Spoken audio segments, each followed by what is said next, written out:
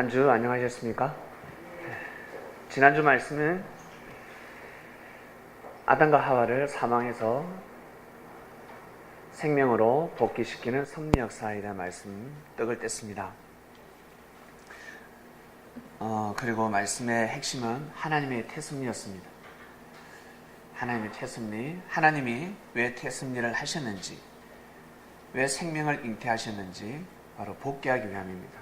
원래 하나님의 창조 목적, 하나님이 우리 인간들에게 축복을 내리셨고 그 복을 다 받고 살으라고 계속해서 하늘은 섭리를 하셨습니다.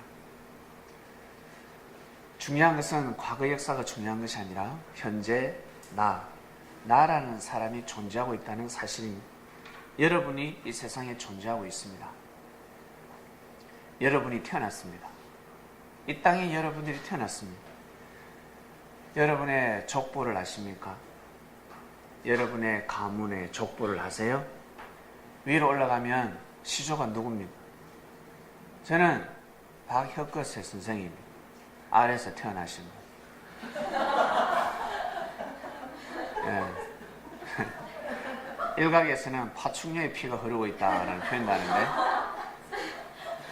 일단 아래에서 태어나든 돌에서 태어나든 중요한 것이 아니라 제가 현재 살아있다는 것입니다. 제가 이 땅에 태어났습니다. 여러분의 가문을 한번 보시길 바랍니다. 여러분의 가문 중에 친일파가 있든 조선시대, 고려시대 역적이 있든 중요한 것은 내가 이 땅에 태어났습니다. 그리고 하나님으로부터 사랑을 받고 있습니다. 왕으로부터 사랑을 받고 있다는 것입니다. 조선시대에 태어났는데 왕으로부터, 한 백성이 왕으로부터 사랑을 받고 있다 그러면 그 인생 살만 나는 거 아니겠습니까? 우리는 하나님으로부터 사랑을 받고 있다는 이 사실, 이것을 잊어서는 아니 됩니다. 이것을 믿어야 합니다. 하나님은 우리를 왜 이 땅에 태어나게 하셨을까? 혈통섭리를 하기 위해서. 어떤 혈통섭리? 육적인 혈통섭리도 포함이 되고 영적 혈통섭리도 포함이 됩니다. 우리를 통해서 귀한 하나님의 역사를 이루시려고 우리를 이 땅에 태어나게 해주셨습니다. 믿습니까? 만약 우리가 초대교회 때 태어났더라면, 제가 초대교회 때 태어났더라면 스데반 집사처럼 돌에 맞아가면서까지 웃음을 잃지 않고 복음을 전할 수 있었을까? 저는 하지 못했을 것입니다. 돌을 던지는 걸 아마 글로브로 받아서 저는 다 던졌을 것 같아요. 돌로 싸우다가 죽었을 것 같아요. 이왕 죽을 거 한 차례 때리고 죽었을 것 같습니다. 스데반 집사처럼 저는 돌에 일방적으로 맞아가면서 저는 죽지 못했을 것입니다. 여러분 같으면 돌에 맞아 죽었을 것 같습니다. 조선시대, 그리고 우리 구한말 시대에 복음이 들어왔습니다. 그때 태어났더라면 능지처참을 당하면서까지 여러분 복음을 외칠 수 있었을까? 그러지 못하기 때문에 하나님께서는 우리를 이 땅에 이 시대에 태어나게 해주셨어요. 아시겠습니까? 그 시대에 태어났더라면 우리는 구원받을 수 없는 사람들입니다. 바로 부인합니다. 일본 만세! 천황폐하 만세! 바로 배교해버립니다.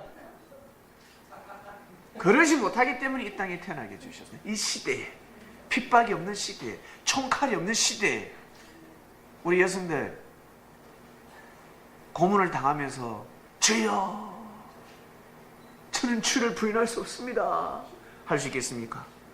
예? 힘납니다. 힘납니다. 그럴 수 없기 때문에 이 땅에 태어나게 해주셨습니다. 하나님은 창조의 하나님이십니다. 모든 것을 너무 다 알고 계십니다. 예배도 피곤하면 오기 싫어하는데 예배도 피곤하면 오기 싫어하고, 친구들하고 놀러 가면 오늘 놀러 가야 되는데, 회사에서 1박 2일 캠프 가야 되는데 교회하고 예배 겹쳤습니다. 갈팡질팡하고 있습니다. 이것도 갈팡질팡하네요.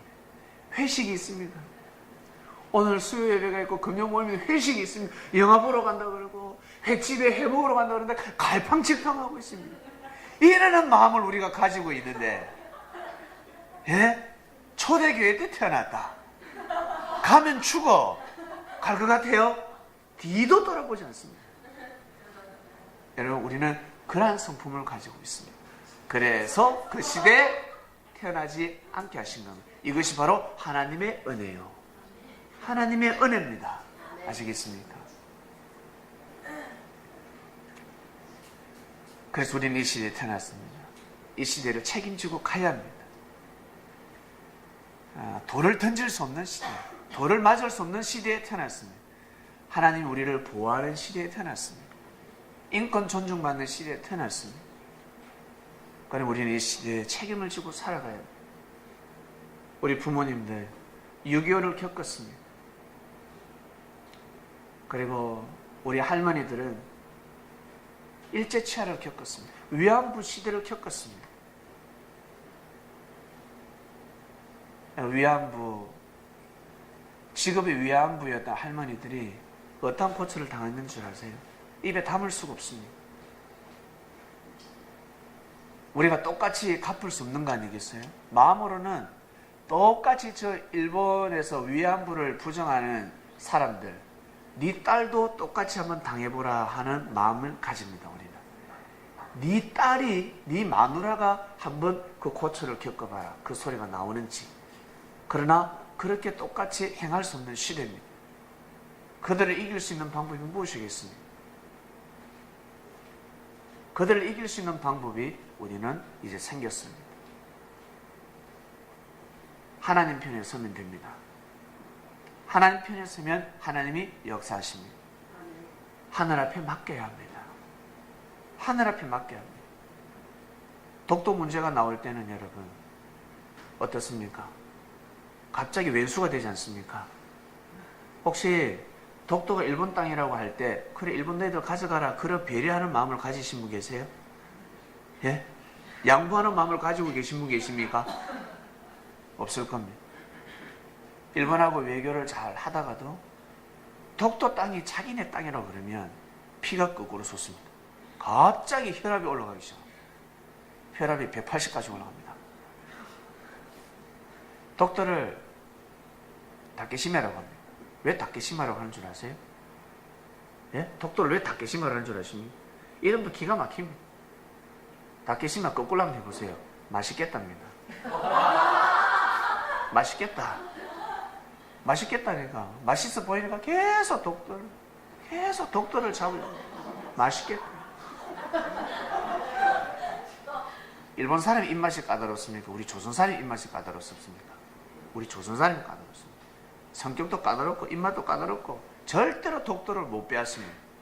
만약에 독도를 빼앗는다, 정부에서 허락한다 할지라도 우리 조선인들은 헤엄쳐서 독도까지 가서 독도를 사수할 민족들입니다. 이러한 정신을 가지고 있습니다. 그래서 이 땅에 재림하신 것입니다. 진리를 불어넣어주면 목숨 걸고 이 땅을 보호한다는 것, 그리스도의 땅을 보호한다는 것입니다. 하나님의 섭리를 보호할 민족이라는 것입니다. 그래서 이 땅에 주님이 재림하신 것입니다. 생각을 바꿔놓으면 나를 보호할 자들이구나, 나를 보호할 민족이구나. 그래서 이 땅에 십자가가 제일 많이 꽂혔습니다. 제일 많이 꽂혔습니다. 이것이 열매예요. 결과입니다. 사람들은 그러죠. 교회 다니는 사람들 인격도 안 좋고 성격도 안 좋고 교회 다니는 사는 게 똘똘 뭉치고 교회에서는 할렐루야 하다 밖에 나오면 뭐 술 먹고 욕도 하고 개차반이다, 인생 사는 게 개차반이다, 이런 표현을 씁니다. 그러나 하늘이 보시기엔 그러지 않습니다. 다 죄를 범하며 죄가 간영하면서 살아가고 있지 않습니까? 그러나 그래도 그리스도인들은 하나님이 보내신 섭리를 믿는다는 거예요. 이것이 얼마나 큰 의가 되는 줄 아십니까? 보낸 자를 믿어준다는 것, 큰 의가 됩니다. 사람들은 인격적으로 윤리적으로만 판단하고 있습니다. 결국 여러분, 기독교의 역사는 승리했습니다. 믿습니까? 부족한 사람을 통해서 하나님 역사를 하셨습니다. 그렇기 때문에 기독교의 역사 또 많은 얼룩이 있습니다. 많은 사건 사고가 있었습니다. 그것을 나무라지 말고 그 부족한 사람을 통해서 지금 우리 이때까지 그리스도의 역사가 이어져 왔다는 게 기적 아닙니까? 기적이라는 사실. 그럼 우리는 지금 이때부터 새로운 삶을 살아가야 합니다. 우리가 이 땅에 태어났습니다. 우리가 이 땅에 태어났습니다. 지금부터 우리는 이제 새로운 혈통 섭리를 이어가는 것입니다. 우리 수지가 이어받았잖아요. 엄마 아버지 피를 이어받았습니다. 기가 막힙니다. 춤추는 것도 얼마나 잘 추는지. 어릴 적부터 애가 춤도 얼마나 잘 추고 당찬지 대단합니다. 이 세대는 정말 대단한 생명들이 태어납니다. 그리고 수지가 커서 또 모태신앙하고 결혼을 할 거예요.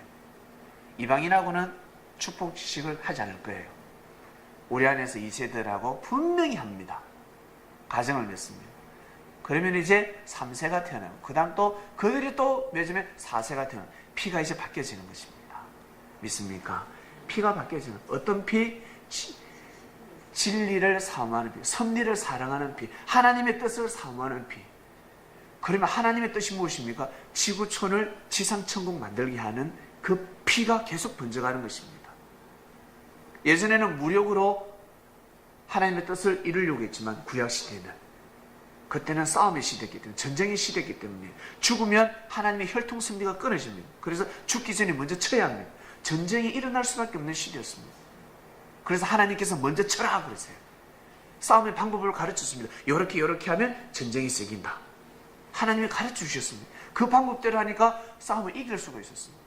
그 민족이 죽으면 하나님의 승리는 끝나고 예수 그리스도가 이 땅에 태어날 수가 없었습니다. 우리가 이 시대에 하나님을 섬기는 삶을 살 수가 없었습니다. 그래서 하나님께서 그때는 전쟁성에 함께 하셨습니다. 믿습니까? 그래 이제는 그 시대가 지났습니다. 지금은 진리로 싸우는 시대입니다. 머리가 뛰어나면 천재가 태어나면 어떻게 우리나라에 나중에 핵폭탄보다 더 무서운 마징가 로봇 태권볼을 만들 수 있습니다. 그러면 이 지구촌은 어때요? 평화.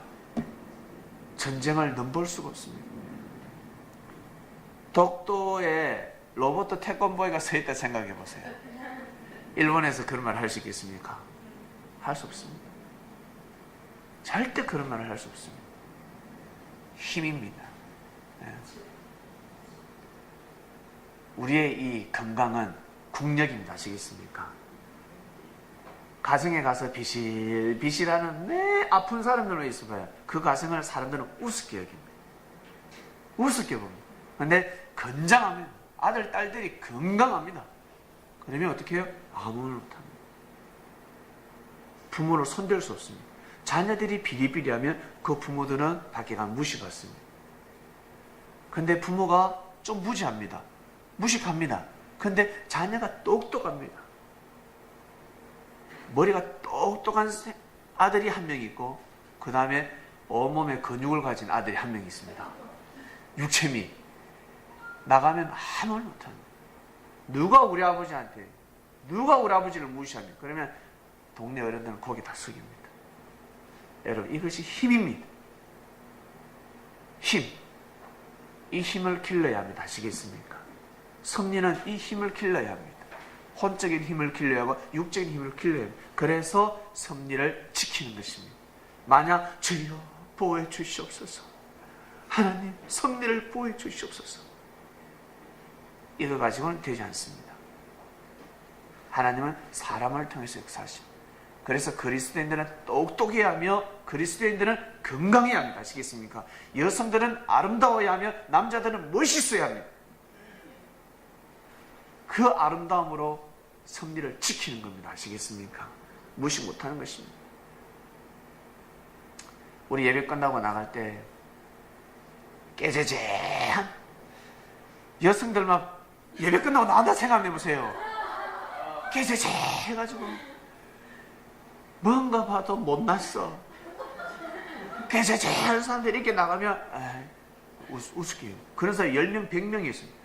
한 명만 있는 한 명만 훌철한 사람이 나가면 달리고 달리봅니다. 달리봅니다. 남자도 마찬가지. 깨재재 어깨도 안 펴고 이래가지고 깨재재 나가보세요. 어깨 딱 당당히 펴고 딱 나가보세요. 바로 이야 저 청년교회 달려보는 것입니다. 그래서 섭리는 영혼육을 구원시키는 것입니다. 육신을 아름답게 멋있게 만드는 것이고 사상과 정신을 아름답고 멋있게 만드는 것입니다. 이것이 섭리입니다. 네, 무릎 꿇고 기도하게 만들어서 무릎 간절하게 만들고 허리 어깨 담 걸리고 잠 제대로 못 자고 편안하게 못 자고 내일 쪼글 쉬고 자고 담 걸리게 만들고 그런 것은 섭리가 아닙니다. 그건 세례요한까지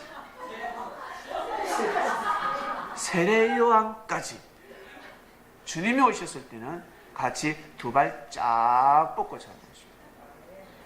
세례요한까지는 자다가 가위에 눌리고 귀신에 눌리고 쫓기고 으아! 이러고 일어납니다. 그러나 주님이 오시면 어때요? 귀신아 물러가라. 귀신은 물리치며 잠을 청할 수 있는 것입니다. 아시겠습니까? 그리고 먹고 마십니다. 얼굴이 반질반질합니다. 김치만 먹어도 얼굴이 반질반질합니다. 다니엘이가 풀만 먹었는데도 얼굴이 반질반질합니다. 맨날 고기처럼 먹는 것 같아요. 근데 뱃살은 안 쪄. 야, 비만이 아니야. 얼굴이 반질반질합니다. 왜 그럴까? 성령을 받아서 그렇습니다. 은혜를 받아서 그렇습니다. 열심히 뛰고 달리는데 어떻게 몸이 비만이 되겠습니까? 할 일이 너무 많은데 춤도 춰야 되는데 그전에 춤출 기력도 없습니다. 힘도 없습니다. 에너지 소모가 너무 많이. 틈만 나면 춤을 추고 찬양을 하고 운동을 하고 이러니까 어때? 건강해지는 것입니다. 이것이 섭리사입니다. 아시겠습니까? 섭리를 모르는 사람들은 삶을 부분적으로 살아갑니다. 부분적으로. 자, 우리는 온전한 진리를 맞이했습니다. 여러분을 통해서 하늘은 섭리를 감행하시고자 마음을 먹으셨습니다. 할렐루야. 이 얼마나 감사할 일입니까? 우리 얼마나 부족해. 늘 믿음이 갈팡질팡하고 해서 오늘 놀러 간다는데 예배 빠져야 돼. 어떻게 하면 목사님을 은혜스럽게 속일 수 있을까? 은혜스럽게 모사를 써서 예배를 빠질 수 있을까? 부터 시작해서 여러분, 우리 다 부족합니다. 저부터 부족하다고 고백합니다. 여러분이 저 보기에는 완전해 보이지요? 부족합니다. 아주 부족한 사람입니다. 근데 주님이 함께 하시잖아요. 부족한 저를 통해서 함께 하십니다. 그리고 부족한 우리 사람들을 통해서 하늘은 함께 하신다라는 것입니다. 믿으셔야 합니다. 부족한 사람을 통해서 부모가 자식을 낳았을 때 너무 못나면 못날수록 부모가 더 함께 합니다.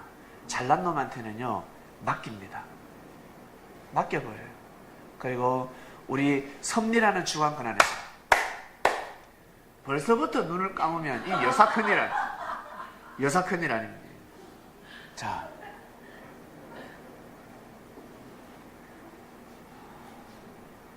섭리라는 주관권 안에서 우리가 걸어가다가 내 앞에 어떤 형제가 걸어가다가 하수구에 빠져 다쳤습니다. 저 형제 뭔가 잘못했구나. 어제 형제하고 싸우더만 역시 죄를 받았구나. 이건 아주 육적인 생각입니다. 아시겠습니까?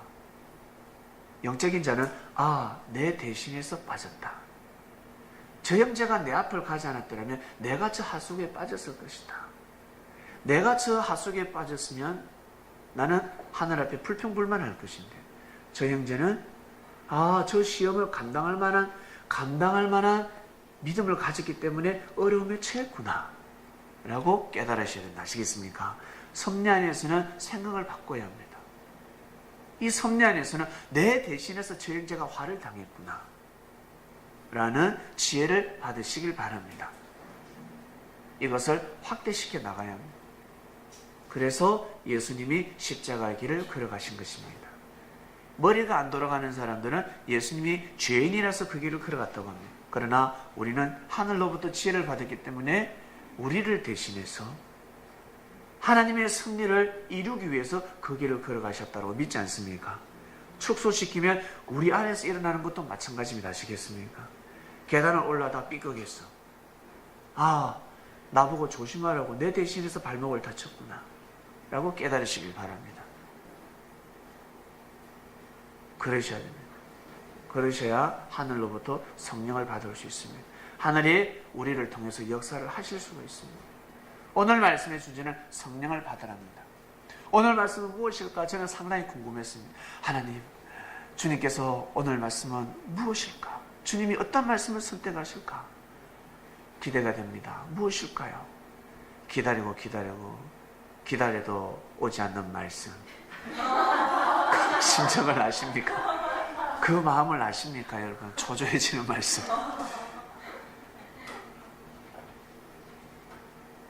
마음이 막 초조해지기 시작합니다. 와야 될 시간대 오지 않으면 초조해지기 시작합니다. 갑자기 초조해지기 시작했습니다.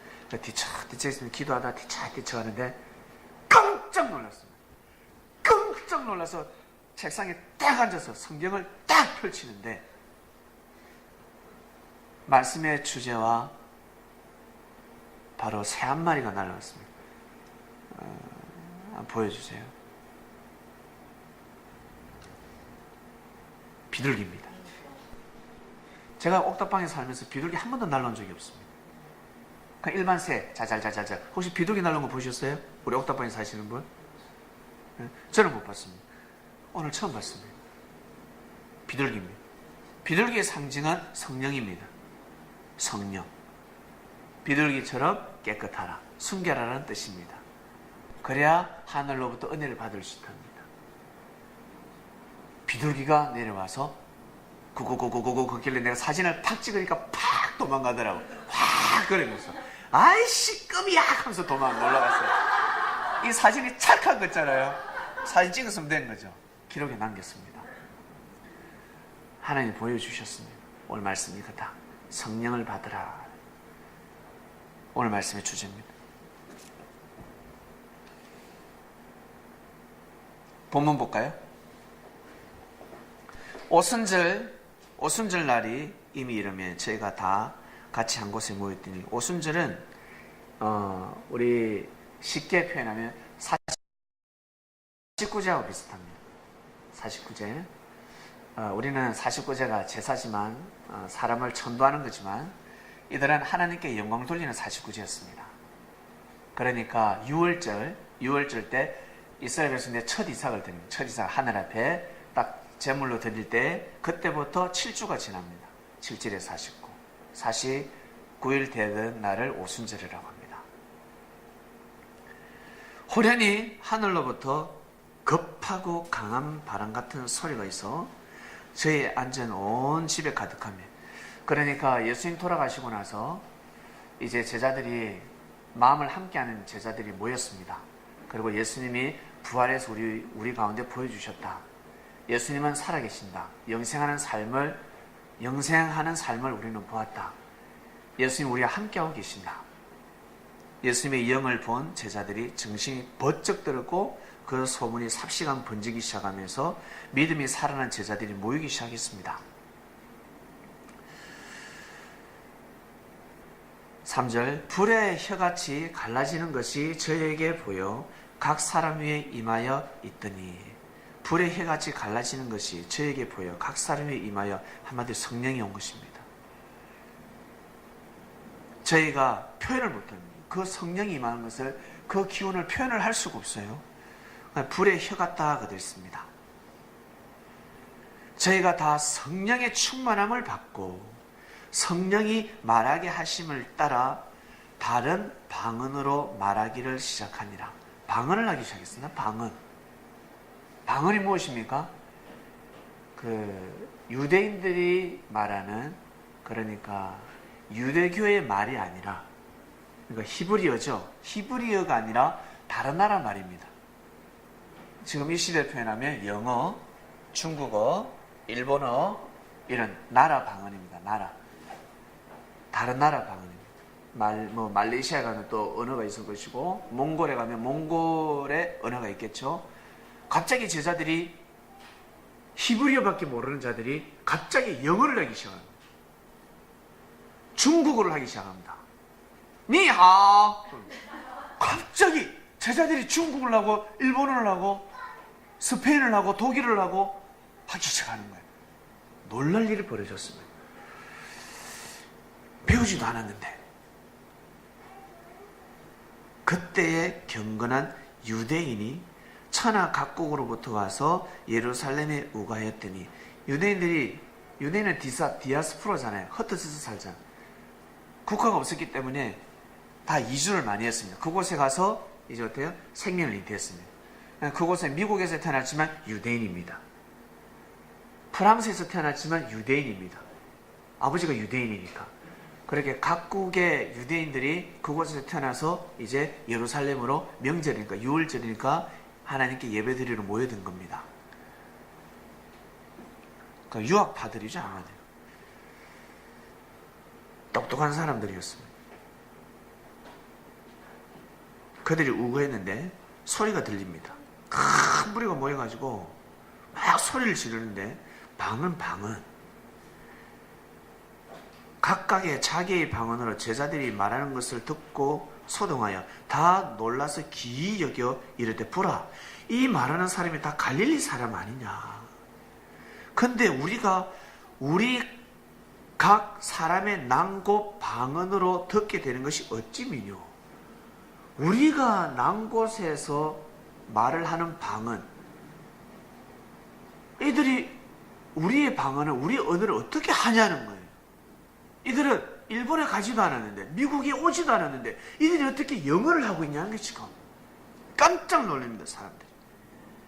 우리는 바데인과 메데인과 엘림인과 메소포타미아인과 유대와 가바도기아, 본도와 아시아, 부르기아, 밤빌리아, 애국과 및 구레네 가까운 리비아, 여러 지방에 사는 사람들로 로마로부터 온 나그네 이르기까지 유대인과 유대교에 들어온 사람들과 그레네인과 아라비아인들과 우리가 다 우리의 각 방언으로 하나님의 큰 일을 말함을 듣는도다.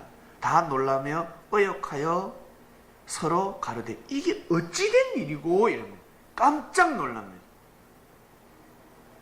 제자들이 방언을 하고 있습니다. 와, 놀랄 일입니다. 너무 신기하지 않습니까? 랄랄랄라 샬랄랄랄, 이것이 방언이 아니라, 이건 방언이 아니라 어린아이가 엄마한테 밥을 젖달라고 하는데 젖달라고 소리 못하고 하는 거 똑같습니다. 아시겠습니까? 이건 방언이 아닙니다. 진짜 방언의 유래는 갑자기 영어가 쑥 떨어지고, 갑자기 일어가 쑥 떨어지고, 갑자기 중국어가 쑥 떨어지고, 언어의 하나님. 영어를, 일어를 누가 줬습니까? 사람이 만든 것 같지만 하나님이 주셨습니다. 하나님이 언어의 하나님, 하나님이 그들에게 지혜를 주셔서 사람이 언어를 만든 겁니다. 믿습니까? 그렇기 때문에 지금부터 2000년 전으로 돌아갔을 때도 마찬가지입니다. 각 나라의 언어는 하나님이 주셨습니다. 하나님이. 그렇기 때문에 하늘로부터 은혜를 받으면 그 나라의 언어를 할 수가 있습니다. 요즘도 우리 간혹 가다 보면 해외 토픽에 보면 자고 일어나는데 병을 앓다가 갑자기 깨어났는데 미국인이 중국어를 유창하게 한다는, 혹시 그 소식 들어보셨습니까? 간혹 가다가 그런 사건들이 있습니다. 방언을 하는 것입니다. 놀랄 일입니다. 하나님이 왜 이들에게, 제자들에게 방언을 주셨을까? 왜 방언을 주셨을까? 방언을 준 근본된 이유는 히브리어로 기도를 하게 되면 다 잡혀갑니다. 유대인들이 알아들으니까, 예수님은 그리스도 메시아로 시인하는 기도가 나가니까 잡혀갑니다. 그래서 첫 번째는 하나님이 모사의 하나님. 유대인들이 들어도 무슨 말인지 모르는 거예요. 여러분 옆에 누가 우리 중국 사람 왔습니다. 여기 우리 나니가 있는데 옆에서 웃으면서 야, 이 나쁜 놈아, 에이, 너 성격도 안 좋고 오늘도 너는 불행한 삶을 살고 가다가 저주받아라, 이러면 못 알아들어요. 나를 칭찬하는 것 같습니다. 웃으면서 이야기하면. 아시겠습니까? 못 알아듣습니다. 그처럼 방언으로 해버리면 무슨 내용인지 정말 알 수가 없습니다. 그래서 방언을 해석하는 은사를 받은 사람이 따로 있었습니다. 통역하는 사람이 있어야 되는 겁니다. 여러분 방언 중에 랄랄랄랄랄랄랄랄랄 이런 방언 있죠? 이건 방언이 아닙니다. 방언 받다가 그친 사람들 아닙니다. 어거지로 방언 안 받아보려고 하니까 하늘이 주는 건데 그럼 방언이 아닙니다. 엄마 밥 주세요 해야 되는데 그냥 우르제끼면 엄마 밥 달라고 그런 것 같습니다. 그리고 지금은 방언 받는 시대가 아닙니다. 이미 지났습니다. 방언을 받아야 은혜를 받고 방언을 받아야 하나님이 내린다 성령이 임했다 그러는데 그러한 시대가 아닙니다. 하나님의 섭리는 시대가 다릅니다. 아시겠습니까? 그래서 방언을 못 받으니까 성령의 역사는 끊어졌다라고 하는 것도 있습니다. 하늘이 방언을 주지 않으니까. 그 방언을 못 받는 사람은 성령을 못 받았다고 합니다. 천만의 말씀. 두 번째, 하나님이 왜 방언을 주셨냐? 히브리어의 그러니까 히브리어를 사용하는 유대인만의 하나님이 아니다라는 걸 가르치기 위함입니다. 아시겠습니까? 이 복음은 바데인에게도 전파될 것이요, 메데인에게도 전파될 것이고, 엘리민에게도 전파될 것이고, 메소포타미아인에게도 전파가 될 것이다. 가바도기아인에게, 본도와 아시아인에게, 버루기아인에게, 밤빌리아인에게, 애굽인에게, 구레네인에게, 리비아인에게 전파되어야 될 말씀이다라는 것을 가르쳐 주신 겁니다. 유대교의 역사가 아니라는 거예요. 예루살렘에서만 예배드려야 되는 말씀이 아니라는 거예요. 너희들만 데리고 내가 역사하는 곳이 아니다는 것입니다. 다 전파하라, 나가라. 애굽의 말을 하는 자는 애굽으로 가고, 리비아의 방언을 하는 자는 리비아로 가라, 가라 라는 뜻입니다. 아시겠습니까? 그래서 방언을 주신 것입니다. 성령을 받으면 자기도 생각지 못한 언어를 하게 됩니다. 성령을 받으면 좋은 말을 하게 되어 있습니다. 좋은 말. 그래서 좋은 말을 하지 못한 늘 부정, 불평, 불만하는 사람이 좋은 말을 하게 되면 사람들은 다 뭐라고 합니까? 저 사람이 이제 죽을 때가 됐는 것 같다. 왜? 임종을 앞두고 모든 사람들은 좋은 말만 하거든요. 악한 사람도 못된 사람도 죽을 때는 뭐라고 합니까? 서로 사랑하라. 용서하라. 용서하라. 사랑하라. 그러지 내 대신 원수를 갚아다오. 그런 말 하지 않습니다. 그런 말 하지 않습니다. 사랑하라 라고 합니다. 항상 죽음에 처한 사람들은 좋은 말만 합니다. 좋은 말을 합니다. 그래서 좋은 말을 하는 사람은 죽을 때가 다 됐다라고 하는데, 그런 변화를 맞아야 되지 않겠습니까? 제자들은 심각했습니다. 이제 주님이 없었으니까, 주님이 안 계십니다. 제자들의 정신이 번쩍 들죠. 그때 말씀 전할 때 졸지 말 걸. 말씀이 하나도 기억이 안 납니다. 예수님하고 밥 먹은 것밖에 기억 안 납니다. 예수님 병 고친 것밖에 기억 안 나고, 예수님이 하신 말씀 하나도 기억이 안 납니다. 지금 그때 뭐라고 했지? 기억이 안 나. 영상 시대였으면 그때 다 영상을 찍어놨을 텐데, 영상을 찍어놨으면 어떻습니까? 전초 딱 하고 설교 딱 틀어주면 됩니다.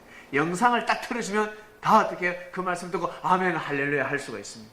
그런데 이건 이제 예수님 흉내를 내야 되는 거예요. 제자들이 모여가지고 머리를 짜내야 합니다. 야, 그때 어떤 말씀을 하셨어? 요한, 니 어떻게 뭘 들었어 그때?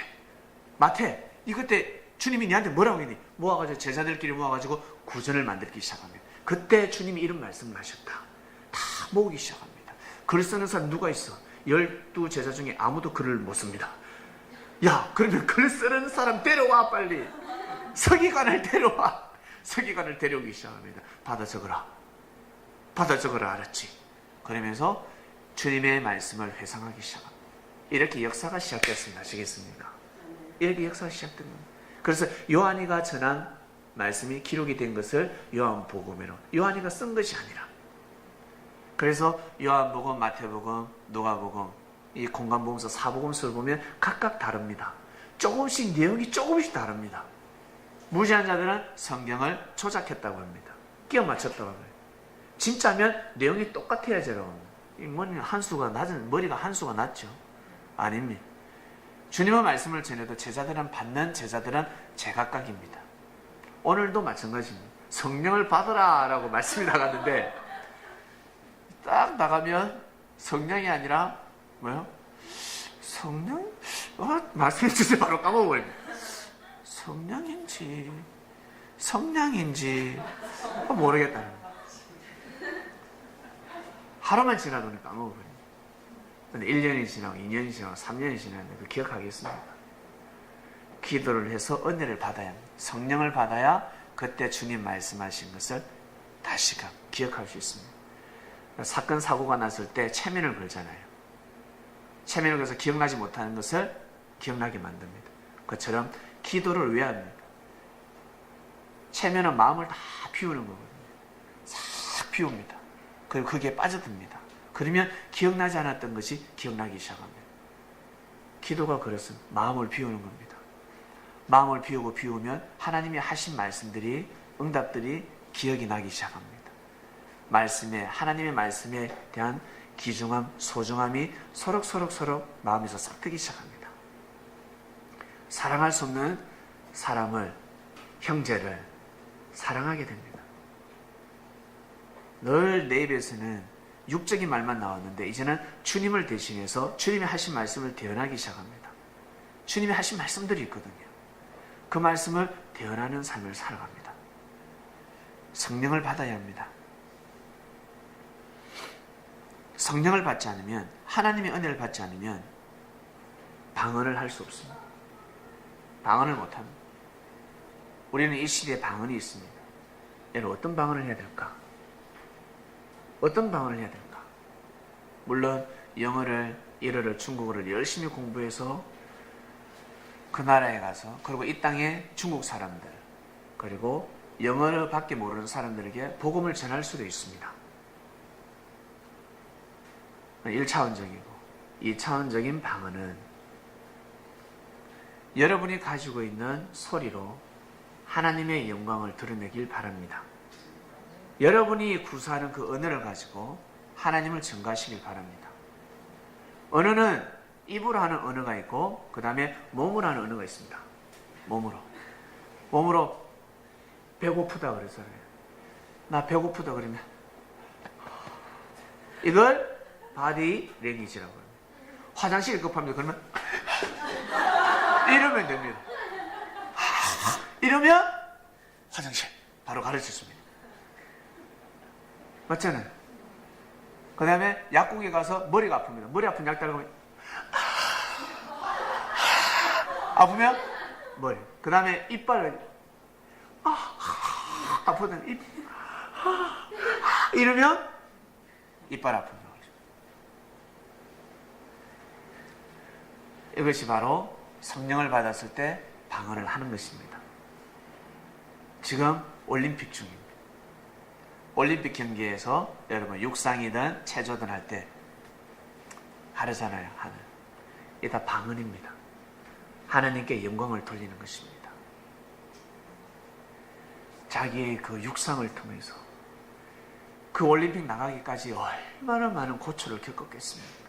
지옥 훈련입니다. 천국 훈련이 아닙니다. 그들에게 가서 태능에 가면 지옥입니다. 우리가 밖에서 볼 때는 태극 전사들이 천국 같죠? 야, 저들이 태극 마크 타면 천국이다. 대단해 보입니다.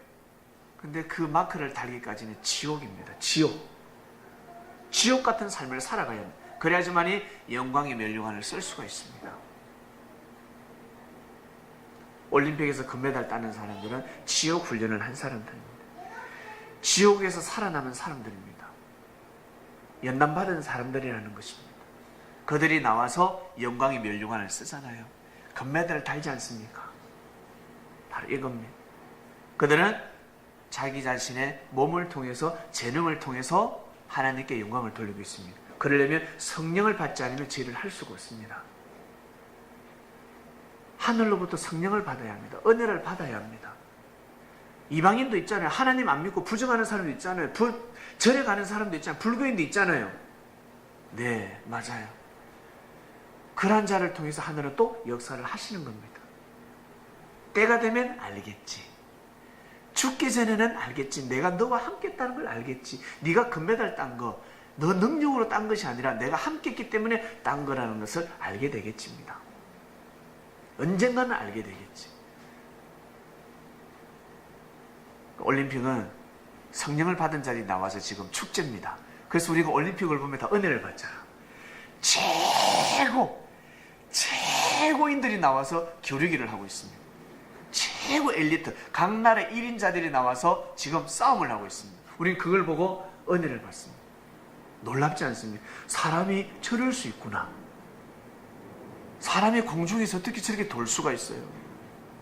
우리는 다이빙을 하면 늘 배치기인데, 그냥 뛰어도 배치기인데 어떻게 공중에서 이렇게 돌아서 꽂아? 안 신기합니까? 채소 안 신기합니까? 공중에서 막 날아다니잖아요. 새가 되어서. 날아다니는 새도 그렇게 돌지 못하는데 사람이 돌아요. 정말 신기하죠. 너무 신기합니다. 총 쏘는 거, 활하는 거, 펜싱 너무 신기하지 않습니까? 육상 너무 신기하잖아요. 그 사람이 어떻게 그렇게 뛸 수가 있어요? 대단합니다. 그걸 보면서 우리는 하나님의 놀라움을 느낍니다. 하나님이 정말 우리를 너무너무 신기하게 창조했다는 거예요. 하나님이 우리를 창조하셨다는 거예요. 새들은, 동물들은 모여서 올림픽 못합니다. 올림픽 못합니다. 개, 돼지, 호랑이, 사자 모여가 겨루기 하는 줄 알았어요. 자, 달리기 하자. 달리기. 치타, 사자, 호랑이 저렇게 달리기 한 줄 아세요? 잡아보고 싸워버려. 물 떠들. 그런데 우리는 하나가 되잖아. 이상세계를 이루고 있죠. 올림픽에서는 법이 있습니다. 법. 도핑 테스트. 절대 불의의 불법을 행하지 못한다. 부정 출발 없다. 서로 규칙에서 어긋나서는 반칙이다. 퇴장. 철저한 법에 의해서 우리는 공의의 심판을 받으며 경쟁을 하고 있습니다. 이것이 바로 사람이 할 수 있는 겁니다. 사람만이 할 수 있는 겁니다. 여기에 동참하지 않는 사람은 사람이 아닙니다. 사람은 법을 준수할 수가 없습니다. 지금 올림픽 하는 거 보면 얼마나 멋있어요. 너무 멋있잖아. 말씀을 듣고 보니까 이제는 축구할 때 특히 반칙을 많이 합니다. 교묘하게. 제일 교묘하게 반칙할 수 있는 게 축구입니다. 몸싸움도 아주 교묘하게 할 수 있습니다. 얼마나 교묘한 줄 아세요? 프리킥 할 때, 프리킥 알죠? 프리킥 할 때, 그러니까 코너킥이죠, 코너킥. 코너킥 할 때, 코너킥을 팡 하면 점프를 해서 헤딩을 해야 되지 않습니까? 점프를, 헤딩 팍 점프를 하려고 할 때 상대방 수비가 공격수의 발등을 싹 밟아요. 살짝. 옆에 딱 있다 발등을 싹 밟아요. 심판은 못 봅니다. 그래가지고 욕을 하잖아요. 오히려 피해자가 가해자가 되어서 경고! 나와버립니다. 아주 교묘하게. 점프하려고 할 때 옷 살짝 잡아당깁니다. 그러면 점프를 할 수가 없습니다. 이렇게 아주 교묘하게 반칙을 합니다. 이제 성인이 되고 나니까 우리나라가 국가대항전에 나간다 할지라도 거기에 나가서 승리하길 원하죠. 나도 우리 민족의 피가 흐르고 있는. 근데 우리 선수가 반칙을 많이 하면 싫어요. 상대에게 과격한 태클에 들어간다든지 막 과격하게 막 몸싸움을 하면 상대의 그 선수들이 실력을 발휘하지 못하게 그냥 정당한 수비가 아니라 반칙을 하면 나 우리나라 져라라고 해버립니다. 져라. 그리고 저 선수 퇴장시켰으면 좋겠다. 이제 생각이 그렇게 바뀌어버렸어요. 예전에는 다리를 분질러서라도 반칙을 해서 무조건 막아라. 다리를 분질러서라도 우리가 금메달 따야지. 우리나라가 월드컵 우승해야지라고 생각했는데 말씀이 딱 들어오고 나니까 그리스도의 사상이 들어오고 나니까 이제 생각이 달라졌어요. 반칙하면 응원 안 합니다. 저 다 된 밥에 재 뿌리겠다 저거. 저 선수 교체시켜주세요. 주님 저 선수 교체시켜주세요. 왜? 퇴장당하면 우리는 10명으로 싸워야 되니까. 저 사람 빨리 교체시키세요. 그 기도가 나갑니다. 정당하게 이제는 싸워야 되는 겁니다. 정정당당하게 싸워서 이겨야 되는 겁니다. 부정부패로는 이겨서는 아니 됩니다.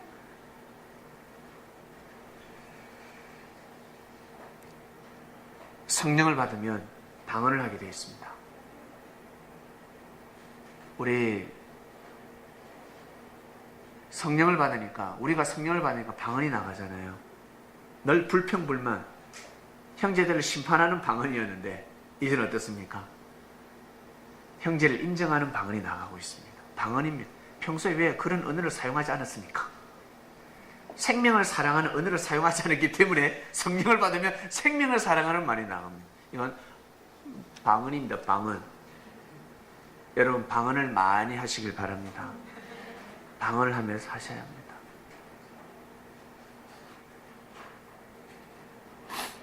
그래야지만이 하나님께서 역사를 하실 수 있습니다. 본문 볼까요? 13절. 또 어떤 이들은 조롱하여 가로되 저희가 세수를 제하였도다. 여기서 세수는 숙성되지 않은 술을 뜻합니다. 발효되지 않은 술. 그러니까 맛없는 술 먹고 저들이 취했다. 그건 조롱하는 거죠. 저들이 미쳤다라는 욕입니다. 욕. 저들이 미쳤다. 근데 제자들은 미치지 않았습니다.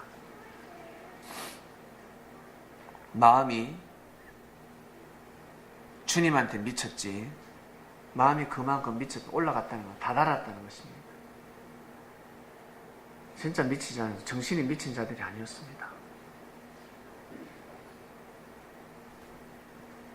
제자들은, 성령을 받은 제자들은 이제 주님의 몸이 되었습니다. 어디를 가더라도 자기 생각을 빼고 주님의 말씀을 대언해야 합니다.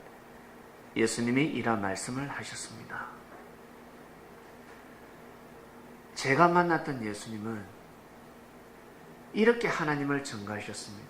유대교만의 하나님이라고 말씀하지 않으셨습니다. 예루살렘 성전에서만 하나님이 예배를 받는 하나님이라 하지 않으셨습니다. 이방의 하나님이라 하셨습니다. 사마리아 땅에도 하나님이 함께 하신다 하셨습니다. 주님이 전하신 말씀을 전하기 시작했습니다. 주님의 입술이 되었습니다. 그러니 몸가짐을, 행동가짐을 얼마나 잘해야 되겠습니까? 왜? 나 한 명으로 인해서 복음이 흐트러질 수 있으니까. 이제 삶 가운데 말하는 것도 달라지고 행동가짐도 달라진 겁니다. 그래야지만이 주님이 전하신 말씀을 전파할 수 있으니까. 그리고 의인인 척 하지 않습니다. 나는 죄인입니다 라고 치고 들어갑니다. 나는 죄인입니다. 나는 죄인으로서이다. 이러한 죄인을 주님께서, 예수님은 나에게 하나님의 사랑으로 품어주셨습니다. 부족한 저에게 이러한 말씀을 가르쳐주셨습니다. 이 말씀은 진리입니다. 제자들이 전 세계로 번져나갑니다. 가서 복음을 전합니다. 그리고 통역관을 둡니다. 방언을 하기 때문에 통역관을 둘 수밖에 없습니다.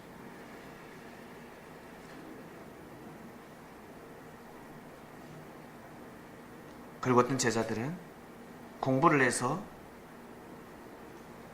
다른 나라의 방언 공부를 합니다. 일어를 공부하고 영어를 공부하고 스페인어를 공부하고 중국어를 공부해서 선교사로 나갑니다. 가서 복음을 전합니다. 스페인, 이탈리아에 진리가 없었습니다. 다들 영적 전쟁에서 승리하지 못하는 삶을 살아가고 있었습니다. 이들에게 가서 복음을 전하기 시작했습니다. 사람들은 진리를 영원하기 때문에 들어보면 알거든요. 아, 좋은 말씀이다. 아주 귀한 말씀이다. 받아들이기 시작합니다. 이건 누가 전했냐? 아,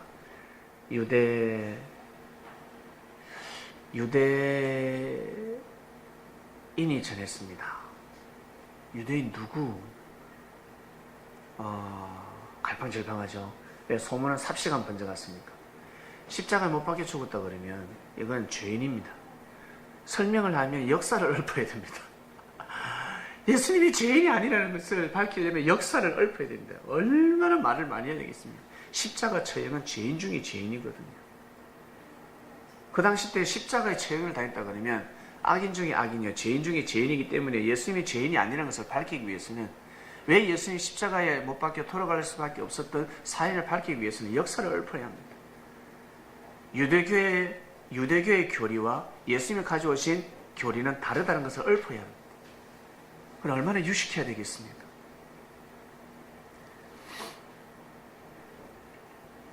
제자들은 세계 각지로 세계 각지로 이제는 선교사로 나가기 시작합니다. 그러다 이 땅까지 왔습니다. 어디까지 왔으면 이 땅까지 왔습니다. 진짜 예수님한테 복음을 들은, 예수님을 직접 만난 제자는 이 땅에 오지 못했습니다. 오다가 아마 죽었을 겁니다. 올 수가 없습니다. 너무 멀어서 올 수가 없습니다. 배 타고 오다가 어떻게 됩니까? 풍랑에 맞아서 죽을 수밖에 없고, 다 그 시대의 문화에 맞게끔, 혜택에, 그 시대의 문화에 맞게끔, 시대적 배경에 의해서 복음을 전할 수밖에 없었습니다. 그 다음에 바톤 터치, 혈통섭리, 또 바톤 터치해서 우리는 이 땅에 때가 되면 선교사들이 들어갔고, 그리고 우리 대한민국 조선인들은 성격이 좀 급합니다. 급하거든요. 선교사 오기 전에 먼저 나가서 복음을 배워서 들어왔습니다. 너무 늦다는 거예요. 복음 들어오는 게 너무 늦다. 그래서 먼저 나가서 이 그리스도의 복음을 가지고 이 땅에 들어왔습니다. 선교사들이 이 땅에 들어서 깜짝 놀랐어요. 조사해보면 선교사가 온 적이 없는데 이미 성경이 번역돼서 돌아다니고 있습니다. 기도하고 있습니다. 십자가가 돌아다니고 있습니다. 놀랄 일입니다. 할렐루야라는 언어를 쓰고 있습니다. 놀랍습니다. 알고 보니까 조선인이 외국으로 볼모로 잡혀갔다가 그곳에서 이 방언, 우리나라로 치면 방언이죠. 옛날에는 오랑캐어라고 그랬습니다. 오랑캐 언어. 옛날에는 오랑캐 언어라 했습니다. 왜냐하면 우리는 유교 사상이 있었으니까. 이 유교 사상이 어디에서 왔습니까? 저 공자님으로부터 왔습니다. 저 중국 대륙으로부터 왔습니다. 우리는 그게 속국이었습니다. 우리는 신하면, 우리 민족을 신하면 왕을 누구로 모셨다? 중국으로 모셨습니다. 중국이 왕이었습니다. 그렇기 때문에 한문만 받아들여야 합니다. 한문만 써야 합니다. 만약에 다른 언어를 쓰게 되면 오랑캐어라 하였습니다. 그래서 이 조선 땅에서 한글, 훈민정음이 창시될 때 여러분 살부렸습니다.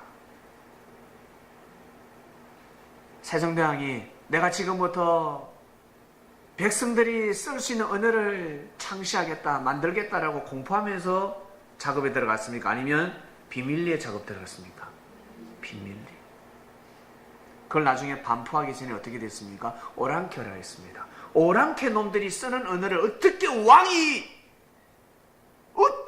받아들여요? 종묘사직이 넘어집니다. 조선 땅이 넘어집니다. 이 무지한 자들 그런 소리를 했습니다. 영적으로 무지했죠. 그러나 육적으로는 사대부들이었습니다. 지금으로 치면 서울대학원까지 나온 사람들이었습니다. 이들이 조선을 보호하고 있었습니다. 이들이 적극 반대했습니다. 절대 다른 언어는 되지 않습니다. 한문만 써야 합니다. 이것은 나라를 망칩니다. 훈민정음을 반포해서는 아니 됩니다. 이런 언어를 반포하면 이 나라는 죽습니다. 라고 했습니다. 그런데 결국 어떻게 됐습니까? 위대한 언어였습니다. 훈민정음 28글자. 너무 대단하지 않습니까? 하나님의 선물이었습니다. 할렐루야. 그 훈민정음으로 인해서 결국 한글이 탄생되었고 결국 성경이 다 풀어졌습니다. 말을 해야 언어가 옮겨지지. 말을 못하면 사랑 고백도 못합니다. 결국 이 땅의 언어를 통해서 우리는 하나님의 복음을 전하게 되었습니다. 진리를 온전히 전할 수 있게 되었습니다. 스페인어로, 중국어로, 일본어로는 성경 푸는 것에 한계가 있습니다. 한계가 있습니다. 초등학생이 언어를 아무리 구사했는데도 한계가 있지 않겠습니까? 표현을 못하면 서울에 갔다 오니까 야 서울 갔다 오니까 어때요? 좋다. 이럴 끝입니다. 이럴 끝이에요. 야 서울에 너 남산타워 가봤잖아. 남산타워 올라가니까 어때? 어때요? 서울 광경이 어때? 좋아. 아니 어땠는데 보니까 어땠네? 좋다니까. 그리고 강남 가니까 어때? 건물들이 어때? 많아. 그리고 끝이 표현이 안 됩니다. 표현이 풀 수가 없습니다. 성장한 자가 가야 됩니다. 성장 청년이 와서 보면 어땠어요? 남산가 너무 아름답더라. 조명들이 얼마나 많고 건물들이 얼마나 높은지 야 너무 아름다웠다. 표현을 여러 가지로 할 수가 있습니다. 근데 어린아이는 좋다. 높아. 넓어. 지하철 타니까 어때? 땀 냄새가 많이 나. 이런 끝입니다. 이런 끝이. 뭐 더 이상 표현할 게 없습니다. 우리는 어떻습니까? 참 사람들 바쁘게 살더라. 지하철이 미어 터지더라. 각기 할 일이 너무 많더라. 계속 핸드폰으로 스마트폰으로 공부를 하고 있더라. 어떤 사람은 오락하는 사람이 있지만 어떤 사람들은 공부를 하더라. 야, 너무 바쁘게 살아가더라. 옆을 쳐다보지 않더라. 경쟁의 시대더라. 우리 여러 가지 표현할 수 있습니다. 한글이 바로 그러합니다. 문학적으로 엄청나게 표현을 할 수가 있습니다. 그래서 이 한글이 지구촌의 언어 중에서 제일 과학적이라고 합니다. 제일 우수한 글이라고 합니다. 한글이 아니었으면 성경을 다 표현할 수가 없는 것입니다. 비유로 인봉되어 있는 하나님의 말씀을 언어로 표현할 수 없는 거예요. 그래서 주님은 이 땅에 재림하신 것입니다. 한글을 사용하기 위해서. 한글을 통해서 전 세계 방언을 반포하기 위해서입니다. 아시겠습니까? 이런 하나님의 놀라운 계획이 있는 것입니다. 이제는 나아가서 올림픽처럼 섭리는 올림픽이지 않습니까? 각 어떤 한 종목에만 국한된 것이 아닙니다. 올림픽 각 종목을 통해서 왕사를 먹듯이 여러분 여기 와서 여러분이 구사할 수 있는 방언이 무엇인지 생각해 보시길 바랍니다. 분명히 몸으로 바디랭귀지라고 말씀을 드렸습니다. 와서 왕사를 먹어야 합니다. 저는 요리를 잘합니다. 저는 설거지를 잘합니다. 저는 구석구석 어떻게 성전 청소를 잘합니다. 어떤 이러한 기술이 있습니다. 저는 찬양을 잘합니다. 저는 춤을 잘 춥니다. 저는 운동을 잘합니다. 여러 가지가 있을 거예요. 많은 종목들이 있습니다. 그걸 통해서 영광 돌리시길 바랍니다. 왕사를 먹으면 인기를 얻게 됩니다. 여러분 올림픽에서 금메달을 땄습니다. 육상을 해서 신기록을 세웠습니다. 사람들이 환호하지 않습니까? 우와! 환호를 합니다. 축구에서 골을 넣었습니다. 와! 환호를 합니다. 그게 우상숭배입니까? 예? 우상숭배입니까? 아니에요. 하나님이 선지자를 보냈습니다. 사람을 보냈습니다. 예수님이 제자들을 보냈습니다. 보냈는데 사람들이 제자를 보고 마태를 보고 우와! 이럽니다. 예수님 보시기에 전 신격한데 우상숭배하면 그러지 않습니다. 당연히 인기를 받아야 합니다. 아시겠습니까? 당연히 사랑을 받아야 하고 당연히 존중을 받아야 그 한 사람을 통해서 사람들이 모여야 됩니다. 아시겠습니까? 그래서 섭리는 왕벌 조직입니다. 왕벌이 딱 가면 벌이 오르르 가버리잖아요. 이것이 바로 조직, 하나님 주신 조직입니다. 뒷짐지고 다 있고 그것은 여러분 섭리의 문화가 아닙니다. 섭리는 여러분 공동체의 문화입니다. 모이는 것이 힘입니다. 무리의 법칙입니다. 그래서 왕벌로 비유하셨습니다. 항상 보내는 자, 보낸 자, 중심인물, 선지자를 왕벌이라 했습니다. 왕벌이 있으면 일벌들은 모이게 되어 있습니다. 이렇게 하지 않으면 역사를 할 수가 없습니다. 아시겠습니까? 그래서 여러분들이 가지고 있는 재능이 있으면 여러분들은 인기를 얻을 수밖에 없다는 겁니다. 존중해 줄 수밖에 없고 사랑해 줄 수밖에 없는 겁니다. 야, 대단하다. 능력이 대단하다. 칭찬해 줘야 된다. 아시겠습니까? 칭찬이 인색하면 아니 됩니다. 형제를 칭찬해 줄 줄 알면 정말 대단하다.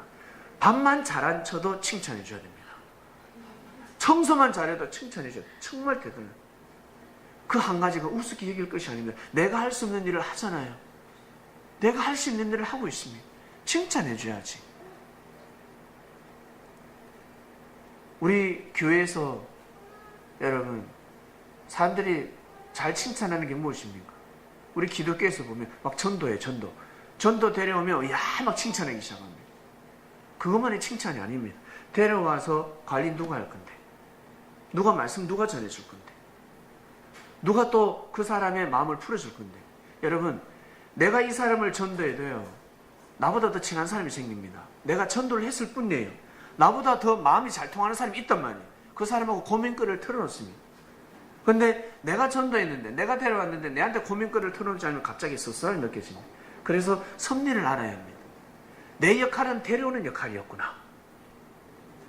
내 역할은 관리 역할이구나. 전도 잘하는 사람을 또 시기 질투하면 아니 됩니다. 나는 왜 아무리 기도를 해도 나는 왜 전도가 되지 않지? 관리 잘하잖아. 그리고 교회 청소 잘하고 운동도 잘하잖아. 요리도 잘하고 여러 방면으로 잘하는 것이 많다는 거예요. 그걸로 왕사를 먹는 겁니다. 아시겠습니까? 그걸로 왕사를 먹는 겁니다. 그게 이력이 되는 겁니다. 이력서가 되는 겁니다. 이력서의 기록, 생명력이 올라가는 겁니다. 성전 청소만 잘해도요 엄청난 겁니다. 하나님이, 주님이 늘 발걸음하는 곳을 깨끗하게 청소하면 그거 안 올라가겠습니까? 인사만 잘해도 올라가고 다 올라가는 것입니다.